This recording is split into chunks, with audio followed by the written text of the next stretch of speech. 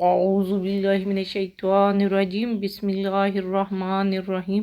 السلام علیکم ورحمۃ اللہ۔ سورۃ المائدہ آیت نمبر 63۔ لولا ينهاهم الربانيون والأحبار عن قولهم الإثم وأكلهم السحت لبئس ما كانوا يصنعون۔ انہیں روحانی درویش اور دینی علماء ان کے قول گناہ اور اکل حرام سے منع کیوں نہیں کرتے؟ بے شک وہ بھی برائی کے خلاف آواز بلند نہ کر کے جو کچھ تیار کر رہے ہیں بہت برا ہے۔ دیکھیں، پہلے جہود کی جو عوام تھی اس کی اخلاقی تنزل کی حالت بیان کی گئی تھی۔ اب ان کے جو خواص یعنی علماء اور مشائخ ہیں ان کا حال بیان کیا جا رہا ہے کہ وہ عوام کی کرتوتوں پر خاموش رہتے ہیں اور ان کی جو امر بالمعروف اور نہی عن المنکر کی ذمہ داری ہے وہ پوری نہیں کرتے۔ تو اللہ سبحانہ تعالیٰ نے اس آیت میں علماء اور فقہا کی پکڑ کی ہے کہ یہ کیسے علماء ہے، ان کو معاشرے میں جو گمراہی ہے، تباہی مچی ہوئی ہے، وہ نظر کیوں نہیں آ رہی؟ لوگ جو برے کاموں میں ملوث ہیں، ہر طرف حرام خوری ہے، تو یہ چیزیں انہیں نظر کیوں نہیں آ رہی؟ ان کی کرپشن نظر نہیں آ رہی۔ اکثر دیکھنے میں آتا ہے علماء بڑے بڑے لوگوں کی کرپشن کے اوپر، ان کے حرام کھانے کے اوپر، ان کی رشوتوں کے اوپر خاموش بیٹھے رہتے ہیں، کچھ نہیں بولتے، آواز نہیں اٹھاتے۔ دیکھیں آج کل تو اس قدر تکلیف دہ سچویشن ہو گئی ہے کہ جو کوئی کسی کے خلاف آواز اٹھاتا ہے، کسی کے برے اقدام کے خلاف بولتا ہے تو اسے ہی اٹھا کر بند کر دیا جاتا ہے، الٹا اس کے اوپر ہی مقدمات بنا دیے جاتے ہیں، اس کے اوپر ہی مختلف الزامات لگانا شروع کر دیتے ہیں اور کہنا شروع کر دیتے ہیں کہ اس کے کوئی اپنے مقاصد ہیں، کوئی انٹیریئر موٹیوز ہیں۔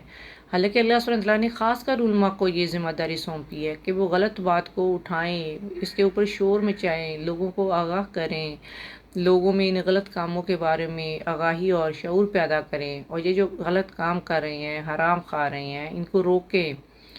اللہ سبحانہ وتعالیٰ نے علماء اور فقہا کو ذمہ داری دی ہے کہ معاشرے کو گناہ کے کاموں سے کام پاک کرنے کے لیے اپنا کردار ادا کریں۔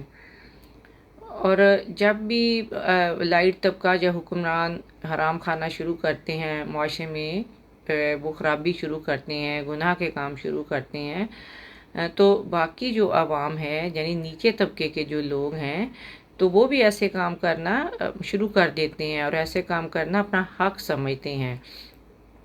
تو اللہ سبحانہ وتعالیٰ نے قرآن پاک میں مختلف مقامات پر اس بارے میں بتایا کہ گناہ کے کام زیادہ تر اپر ایلیٹ کلاس اور حکمرانوں سے شروع ہوتے ہیں اور پھر وہ ہوتے ہوئے نیچے عوام تک پہنچ جاتے ہیں، اور تو اس کو روکنے کی ذمہ داری یہ جو ہے وہ کس کی ہے؟ وہ علماء کی ہے کہ علماء اس پر آواز اٹھائیں، ظلم و زیادتی اور حرام کھانے پر آواز اٹھائیں، لوگوں کو برے کاموں سے روکیں، اور اگر وہ یہ کام نہیں کرتے تو سب سے پہلے پکڑ علماء کی ہوگی۔ حدیث میں ہے سب سے پہلے ایسے عالم کو پکڑ کر آگ میں ڈالا جائے گا جو لوگوں کو غلط کام کرنے سے نہیں روکتا تھا، اور اس کی زبان میں آگ کی لگام ڈالی جائے گی۔ جو علم تو حاصل کر کے بیٹھا ہوا تھا، اللہ تعالیٰ کا کلام تو لوگوں کو سکھاتا تھا، لیکن لوگوں کو برائی کے کام کرنے سے نہیں روکتا تھا اور نہ ہی روکنے کی کوشش کرتا تھا، اور نہ ہی کسی کو یہ بتاتا تھا کہ غلط کام ہو رہے ہیں، انہیں رکنا چاہیے۔ تو خاص کر اللہ صلی اللہ علیہ وسلم نے بہت سخت پکڑ کی ہے، اور اہل کتاب سے بھی یہ بات پوچھی گئی تھی کہ ان کے درویش، صوفی، پیر و مرشد، علماء اور فقہا ان کو گناہ کے کام کرنے سے روکتے کیوں نہیں تھے؟ اور وہ اتنے ہی نیک تھے تو گناہ کے کام کرنے سے لوگوں کو روکنا ان کا فرض تھا، خاص کر ایسے لوگ جن کی خاص پوزیشن تھی، جو لوگوں کی وہ پبلک اوپینین بنانے میں بہت اہم کردار ادا کرتے تھے۔ تو دیکھیں وہ لوگ جو ایسی پوزیشن میں ہو جن کا منہ سے ایک لفظ نکالنا عوام کی سوچ بدل دیتا ہے، تو ان کے لیے بہت ضروری ہے کہ وہ لوگوں کو بتائیں کیا صحیح ہے اور کیا غلط ہے۔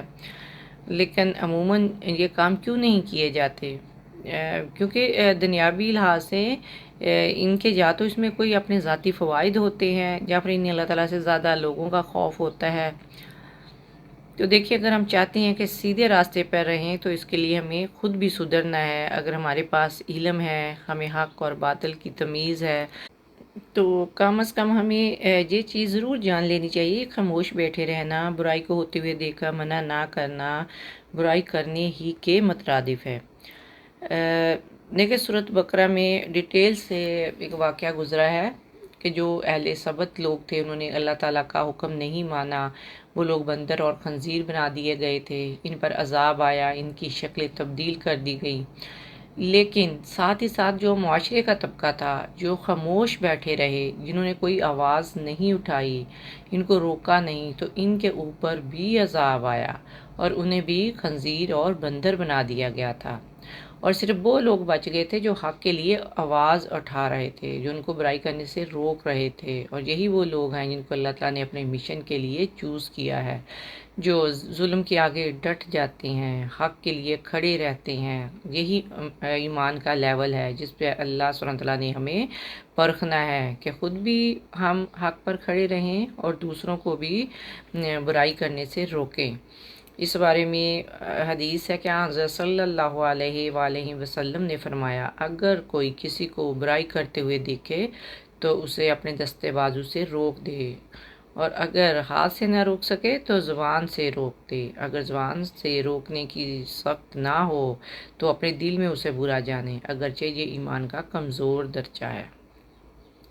اے میرے مالک، اے رب ذوالجلال، ہم سب کے لیے خیر کے دروازے کھول دے، ہمیں ایمان کی دولت سے مالا مال کر دے اور سب کو سیدھے راستے پہ چلانا۔ یا پروردگار، ہمارے ملک میں امن و امان قائم کر دے، نیک رحم دل حکمران عطا فرما جہاں انصاف کا بول بالا ہو۔ آمین یا رب العالمین۔ السلام علیکم ورحمۃ اللہ وبرکاتہ۔